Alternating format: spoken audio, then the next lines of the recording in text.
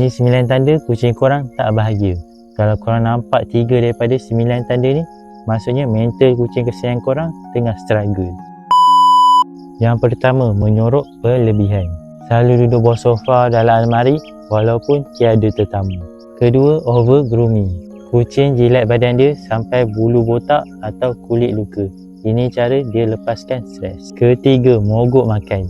Bukan sebab cerewet tapi hilang minat pada persekitaran. Keempat, tidur sepanjang masa. Bukan tidur biasa tapi langsung tak nak main atau respon pada mainan kegemaran. Kelima, mengiau luar biasa. Suara nada rendah atau mengiau panjang secara tiba-tiba di tengah malam. Keenam, kencing merata.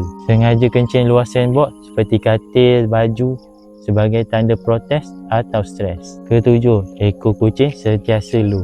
Ekor yang sentiasa tersepit antara kaki atau tak bergerak ceria.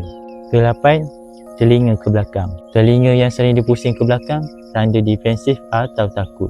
Dan yang terakhir, ke-9, tiba-tiba agresif. Dulu manja tapi sekarang pantang disentuh terus nak gigit atau cakap. Itu tanda mereka merasa terancam atau dalam keadaan kesakitan emosi yang tinggi. Kalau kucing korang tanda tadi, yang pertama yang perlu korang buat, cek kesihatan dia. Bawa pergi ke vet.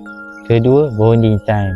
Luangkan kira-kira 15 minit untuk bermain dengan kucing anda. Dan yang ketiga, sediakan kawasan yang selamat seperti tempat tinggi untuk mereka memahati. Jadi sudah anda belajar? Sila komen.